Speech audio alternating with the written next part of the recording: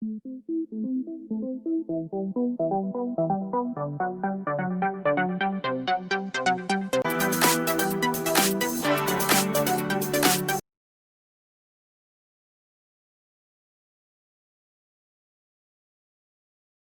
bonjour lecteurs de notre chaîne YouTube et aux membres du forum de rcmac.com. Alors on se retrouve pour la deuxième vidéo sur le BXR MT version série limitée. Alors dans la première vidéo, je présentais, voilà, je disais quand même que j'étais étonné par le tarif, surtout comparé à la version Buggy, parce que la différence est minime, hein, il y a 10-15 euros, je sais plus, alors qu'il offre beaucoup d'options d'origine, qu'il y a des pneus quand même qui doivent coûter beaucoup plus cher à produire, la carrosserie, enfin il y a pas mal de choses en plus. Donc on va regarder maintenant qu'on a vu tous les accessoires, tout ça, on va regarder ça de plus près. D'ailleurs, il faut qu'on vérifie, on a vu que le chargeur, c'était pas celui qui était annoncé sur la boîte. Et d'ailleurs, c'était le cas aussi pour la version Buggy. Et on va vérifier quand même que la batterie, ça soit la bonne. Alors, à savoir que depuis que j'ai fait la vidéo, je parlais justement du chargeur. Et Medix 34 va proposer plusieurs versions. Notamment, je lui ai conseillé d'en faire une avec une option supplémentaire qui me paraît un peu indispensable, c'est le palier alu pour le moteur. Et lui va proposer notamment, voilà, une des versions, les premières qu'il va proposer, c'est une batterie supplémentaire 5200 mAh. Donc là, ça fera beaucoup plus d'autonomie que celle d'origine. Et comme je dis, pour un débutant, une batterie, ça ne sera pas suffisant. Et le petit chargeur multipic là, donc c'est pas le plus bas de gamme celui-là, c'est un chargeur que je connais bien, qui est plutôt pas mal, donc il est assez puissant. Souvent on donne des petits chargeurs, comme d'ailleurs celui qui est normalement prévu dessus, qui est livré normalement avec la voiture, hein, qui était en photo. Donc ici, voilà. Donc c'est un chargeur qui fait à 2 ampères et qui charge les batteries 2S et 3S. Et donc ça me semble intéressant parce que ça pourrait être utilisé en huitième, bien sûr, si on utilise 2 fois 2S ou 2 fois 3S. Mais aussi sur le petit Monster, là, on a possibilité après, par exemple, de le passer en 3S. Donc là, ça chargera les batteries. Et en plus, vous voyez, c'est assez simple, hein. Ce chargeur-là, c'est par la prise d'équilibrage qu'on le branche. Et la batterie 5000 qui est livrée ici, c'est celle que j'utilise dans tous mes essais. Donc je les connais bien, elles sont plutôt pas mal. Donc il offre cette possibilité pour ceux qui veulent un pack un peu plus, entre guillemets, luxueux. Il va faire, pour l'instant, il n'y a que cette version, mais il va en proposer plusieurs. Voilà. Alors, les clips, j'ai retiré les clips. Alors, à savoir, les clips, c'est peut-être un petit détail, mais ils sont courbés, donc c'est plus facile de les choper, donc ça c'est toujours bien. Pareil, dans la vidéo précédente, je vous avais montré qu'on pouvait mettre plein de carrosseries dessus qui s'adaptent, et que c'était plutôt une carrosserie de Stadium. Allez, on retire la carrosserie.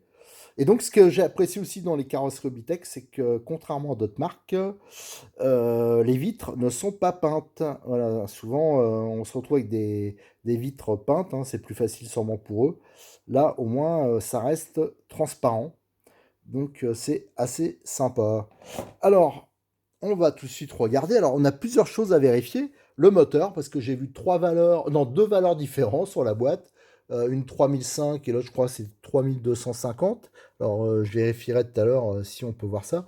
Mais la première chose que je voulais voir, c'était la batterie. Alors, la batterie, c'est censé être une 3006. Hop, hop, hop, on va regarder ça. Alors, au passage, c'est leur système de fixation de batterie. Alors là, je le fais d'une main, alors c'est un peu compliqué. Ouais, 3006, donc la batterie, par contre, c'est la bonne. Alors, à savoir que c'est là aussi, c'est une différence. Alors, 3006, ça fait pas une autonomie de fou, hein. Maintenant, la plupart des batteries sont à 5000, 4000 pour le plus bas, généralement. Mais par rapport au Buggy, là aussi, c'est un avantage, parce que moi, sur le Buggy, j'avais une batterie 2002.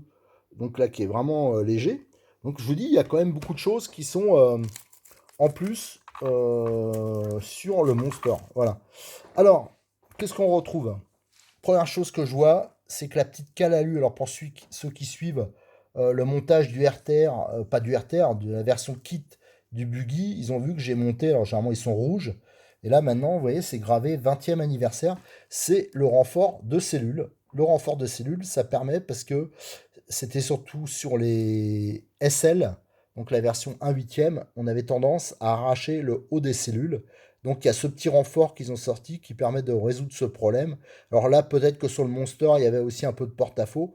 Donc ça, c'est une très bonne nouvelle et ça vous fait gagner, je crois, ça vaut 13 euros, quelque chose comme ça. Donc ça, au moins, hop, c'est fait, il n'y a pas à l'acheter. Et on retrouve une fixation alu à l'arrière, là, qui est assez sympa. Voilà, 20e anniversaire, hein, série limitée. Là aussi en alu.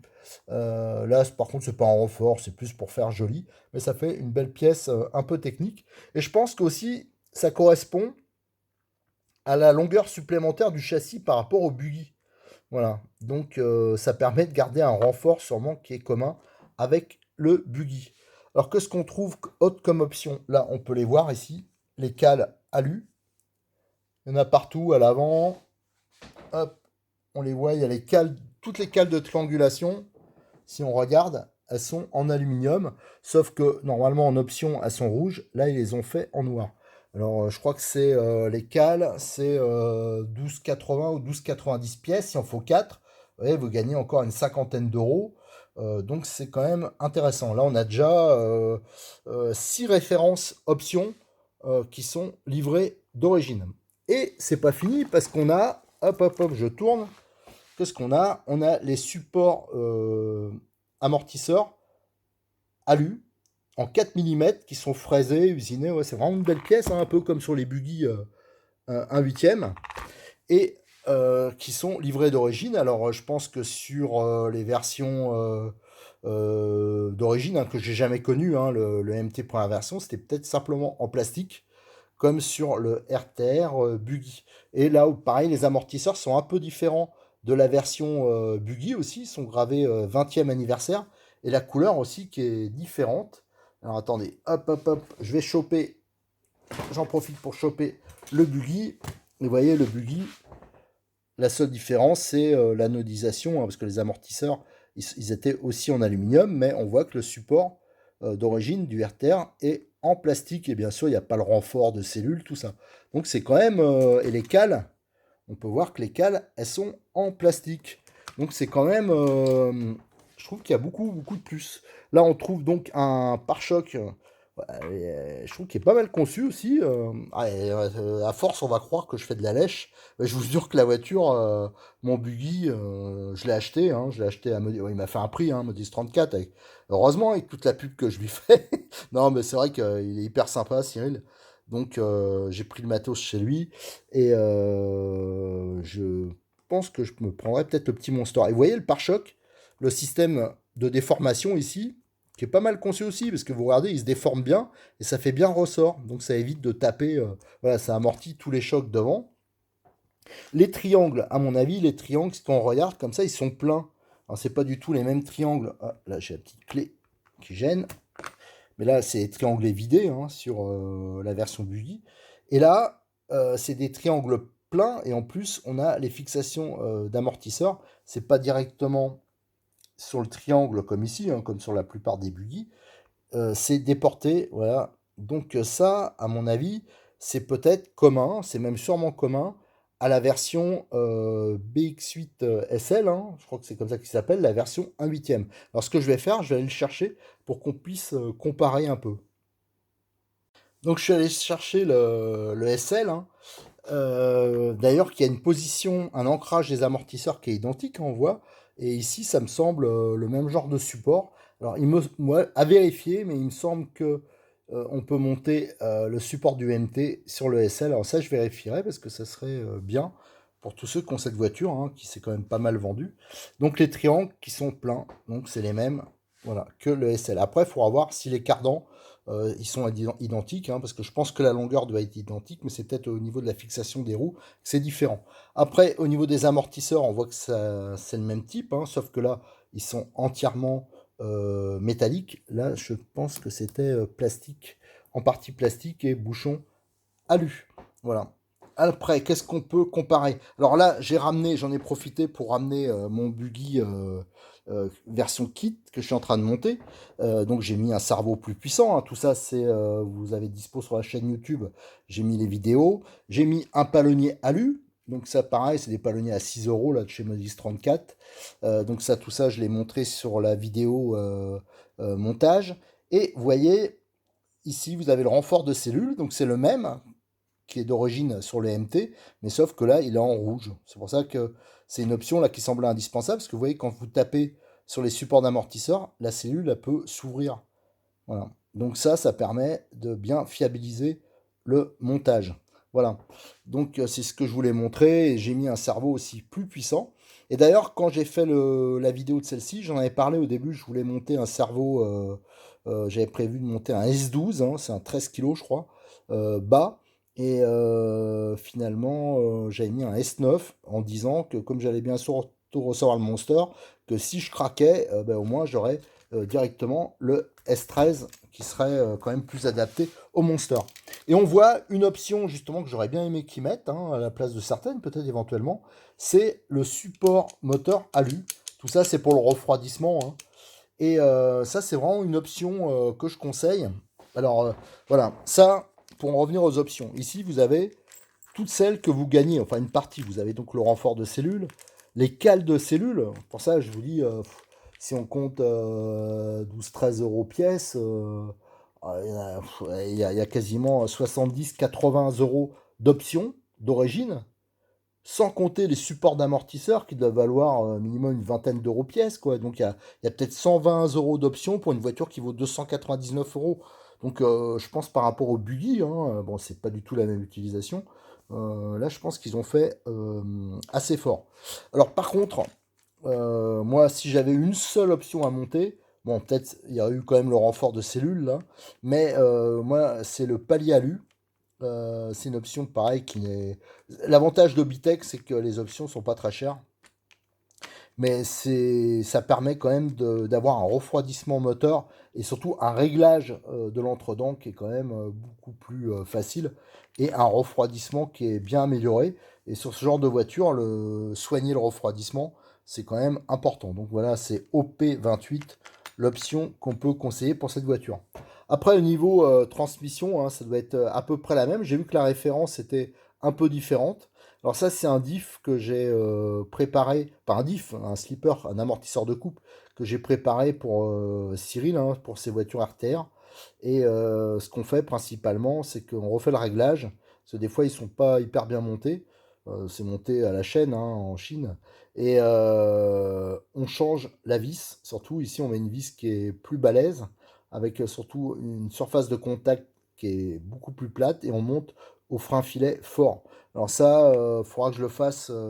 Je vais proposer, hein, Cyril, je lui ferai sur tous les RTR Monster. Alors déjà sur les buggy, comme on l'avait annoncé, et comme je l'ai montré en vidéo, en photo, tout ça, on l'a fait, hein, tous ces RTR, ils ont été modifiés. Et on va le faire aussi pour les Monsters. Voilà, et donc ça sera fait. Et après, j'en profiterai pour regarder pourquoi la référence n'est pas la même entre le slipper du 2S et le 3S. À savoir, c'est bon à préciser que c'est un peu comme le buggy. À la base, sur ces versions limitées, les dernières versions, ils ont mis le slipper option, parce qu'avant il y avait un slipper 2S, et maintenant ils mettent directement le slipper 3S. Je crois que les fixations à ce niveau, elles sont plus balèzes, qui est plus résistant. Voilà. Donc on pourra, moi je le conseille pas spécialement, mais c'est toujours possible de le monter par la suite en 3S. Là, ce petit palier, en fin de compte, c'est le second palier. C'est celui qui va ici, que moi j'ai laissé en plastique, parce que lui, il va pas jouer sur le refroidissement. Donc ça servait à rien, mais bon, ceux qui veulent se faire plaisir, éventuellement, ils peuvent le monter. De toute façon, le nombre de pièces d'options pour cette voiture, je vous montre le buggy parce que c'est pareil, mais vous avez énormément d'options, hein, que vous pouvez monter. Donc celles que je vous ai parlé avant, celles qu'ils ont montées, et le palier réglable pour le moteur, ça c'est les options utiles. Après, il y a les options pour se faire plaisir, hein. Moi, je trouve que c'est moins utile, mais vous avez les fusées, les étriers qui existent en alu. Vous avez les fixations de rotule ici, la petite pièce plastique là. C'est pas la même à droite et à gauche qui existe en aluminium. Donc le palier ici qui existe en aluminium. Tout le système de direction, les renvois ici que vous avez là, ils existent en aluminium, tout alu. La barre de direction ici, elle existe aussi en aluminium. Enfin, vous voyez, il y a ceux qui aiment bien les options, il y a de quoi se faire plaisir. Après, je vous dis, il y a celles qui sont utiles et celles qui le sont beaucoup moins.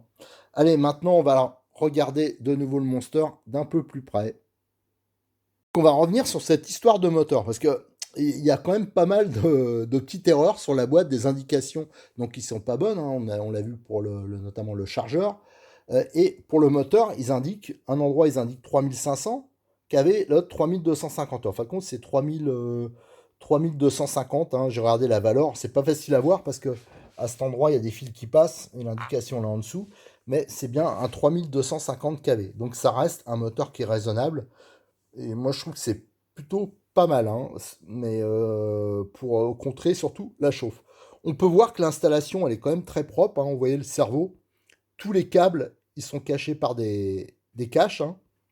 Vous voyez, donc ils traînent pas partout. Et vous avez au centre le boîtier étanche, hein, que j'ai déjà montré avec un joint torique, hein, de section carrée, donc c'est pas vraiment torique, mais un joint d'étanchéité, donc c'est la seule marque qui fait ça avec un joint, donc c'est quand même assez propre.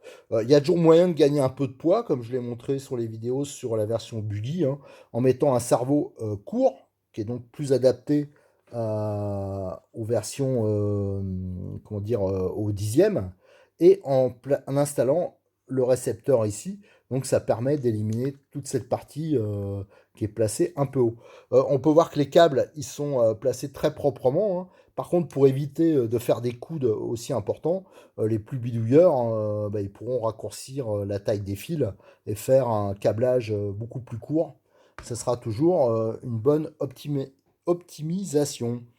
Qu'est-ce qu'on peut dire d'autre? Le châssis, donc j'ai regardé par rapport au buggy. Donc vous avez le châssis version spéciale, hein, série spéciale.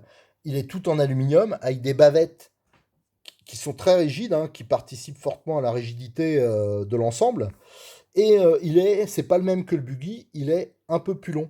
Et on peut voir qu'à l'avant, il est bien protégé par le pare-choc. Voilà, donc ça fait une bonne protection pour éviter d'user prématurément le châssis.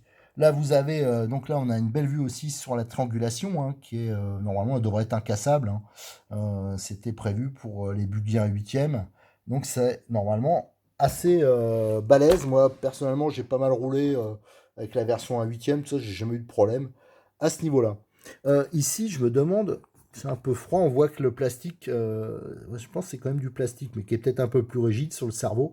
Et on peut voir que contrairement à la version buggy, celui-là, il est à pignon métal. Voilà, donc ça c'est aussi intéressant. Ce qu'on va faire, c'est pour les pneus. Ouais, les pneus là, ça doit amortir à mort parce que simplement les pneus, ils participent énormément à l'amortissement. Alors je pense que c'est une voiture qui doit, sur une piste, par exemple, le gars qui va aller en club, sur une piste huitième, ça doit être quand même pas mal. Ça doit accrocher un peu partout, il n'y a pas de problème d'usure. Par contre, il y a pas mal qui vont utiliser ça pour faire des sauts immenses, tout ça. Je pense que c'est pas vraiment le genre de voiture faite pour ça. C'est pas fait pour faire n'importe quoi, s'envoyer. C'est le genre de voiture. Je pense qu'ils vont pouvoir passer, être utilisés partout, parce qu'il y a une garde au sol qui est quand même importante et qu'on peut pas mal augmenter, hein. Vous voyez, il y a encore de la marge. Mais sur un circuit, je pense que ça doit être quand même intéressant de faire un peu de trajectoire avec ça. Ça doit être quand même assez précis. Voilà. Allez, les pneus, moi je trouve qu'ils sont bien tendres. Le dessin, il est quand même assez solide. Ce qu'on va faire, c'est qu'on va démonter les roues. Alors, on peut voir qu'il y a des caches, hein, pour faire esthétique, mais je pense que c'est juste. Attendez, là, j'arrive pas d'une main, mais normalement, voilà, là, j'arrive. C'est juste visser par-dessus l'écrou. Ouais, ben, c'est bien ça. Ouais, au fond, là, il y a une petite partie pour le filetage et c'est pour cacher l'écrou. Ça, c'est juste un problème d'esthétisme. Et je pense que, en fin de compte, les cardances ne doivent pas être les mêmes que la version SL, hein, parce que sur la version SL, on peut voir, il n'y a pas de filetage au bout. C'est un système qui est, voilà. Vous voyez le cardan, comment il est fait? C'est juste l'adaptateur qui est goupillé dessus. Tandis que là, on peut voir que c'est une version classique, hein, avec donc écrou ni stop. Allez, on va le démonter. Allez, donc j'ai démonté la roue, hein, donc c'est du 135 mm de diamètre, hein, donc c'est quand même du balèze, hein. Et on peut voir ici le système, hein, donc c'est pas la même chose que le SL, hein, c'est un système classique, avec un moyeu alu, mais qui est beaucoup plus large, hein, ça doit faire à peu près le double de la version buggy. Autrement, le reste, c'est identique au niveau du système de suspension. Alors, Moi, j'aime bien explorer, vous avez vu avec les carrosseries, quand je parlais des carrosseries, j'aime bien regarder tout ce qu'on peut monter dessus. Et donc on va regarder au niveau des roues, est-ce qu'on celui qui veut se faire un petit délire, qu'est-ce qu'il peut faire? Alors notamment, j'ai regardé si vous regardez ici, j'ai des roues, de Truggy. Alors on peut voir au niveau diamètre, on va regarder, il y a une petite différence, mais ça pourrait, éventuellement monter, hein, celui qui veut mettre quelque chose de plus performant. Alors le déport est moindre, hein, faut faire attention, ça va être un peu plus rentré au niveau des roues, mais la différence n'est pas énorme, 135, et là nous avons, pac, pac, pac, 140, vous voyez, il y a 5 millimètres d'écart. Donc des roues de Truggy, vous vous rendez compte quand même, c'est que ça fait quand même des grosses roues, hein, d'origine. Après, qu'est-ce qu'on va regarder? On va regarder avec des roues de Buggy. De Buggy 1/8. Alors là, l'avantage, c'est que, comme je vous montrais, au niveau empattement, tout ça, c'est très proche du 8e. Donc je pense qu'il y aurait possibilité pour celui qui se dit après, tiens, moi j'aimerais bien tourner en club, me faire un petit buggy un huitième, bah, il y a possibilité de le passer en buggy huitième, hein, il n'y a pas de souci. Une sorte de buggy huitième ultra light, on peut se faire un peu tous les délires. Alors bien sûr, il faudra adapter le rapport de démultiplication, parce que là les roues sont un poil plus petites, hein. Là on est sur là j'ai des sismiques, on est sur 11 et quelques, hein, voilà, 11 et des petites bidouilles. Donc il y a le rapport de démultiplication qui sera adapté, mais autrement c'est possible. Alors là, bien sûr, après, on peut jouer, là on rentre dans un peu plus technique, hein, il faut jouer sur les gommes, sur les profils. Là, c'est pour ceux qui veulent faire du modélisme un peu plus technique. Mais on peut se faire encore plus le délire, hein. Si on a envie de monter une carrosserie de pick-up ou de 2 chevaux et tout comme ça, on peut mettre des roues un peu plus maquettes, hein, comme ici, ça c'est des roues qui sont en aluminium, qui sont destinées aux crawlers. Ben, pourquoi s'en priver éventuellement? Là, il y en a, pareil, ça je les ai pris chez Cyril, mais il a plein de sortes, il en a en plastique, hein. Là, ça sert à rien de mettre des roues alu, hein, parce que bien sûr, ça fait beaucoup de poids quand même. Mais celui qui voudrait, il y en a des jantes en plastique noir, couleur à bâton, enfin plein de sortes, donc c'est possible. Et là, par contre, les pneus, c'est à peu près le même diamètre, c'est un poil plus petit. Et là, on a encore un profil qui est un peu différent. Mais là, il y en a certains qui ont un look vraiment, alors c'est pas vraiment le cas de celui-là, mais il y en a, j'ai pas tout pris, hein, j'allais pas le dépouiller quand même, mais il y en a qui ont des looks un peu maquettes. Alors pour ceux qui veulent, pour des démos, lors de fêtes, de machin, ça peut être quand même sympa d'avoir des trucs un peu réalistes. Et si on veut monter, donc, alors les roues style short course, mais aussi style crawler, ça monte directement sur les adaptateurs qui sont ici. Mais par contre, si on veut monter du Truggy ou alors du Buggy, il faut passer par des adaptateurs. Alors ça, je les utilise régulièrement. C'est les adaptateurs que commercialise Cyril. Ils existent dans plein de couleurs. C'est vendu, je ne sais pas si c'est vendu par 2, par 4. Donc vous avez des moyeux qui s'adaptent directement, voilà, sur le moyeu de 12 qui est ici. Donc ça monte directement comme ça. Et après, on monte avec un écrou c'est du 8, hein, pour la clé ici. Ça se monte directement ici. Alors, attendez, hop, hop, hop, hop. Voilà, comme ça, après, bien sûr, il faut le serrer. Alors ça, j'avais fait un petit montage à blanc. Ça va pas tout à fait jusqu'au bout, parce qu'en fin de compte, ah si, celui-là, il va presque jusqu'au bout. C'est simplement que ceux-là, faut les recouper, selon, bien sûr, c'est universel, hein. Donc là, la partie filetée qui dépasse est assez importante, donc ça rentre vite en butée. Donc il faut juste enlever 3-4 mm ici qu'on recoupe, et après, ça permet de bien fixer le moyeu à l'adaptateur. Et là, après, on peut monter les roues qu'on veut, hein. Avec une main, c'est pas facile. Voilà, là, on peut monter des roues de buggy, des roues de truggy, on peut faire tous les délires. Et c'est livré avec les écrous, bien sûr, adaptés.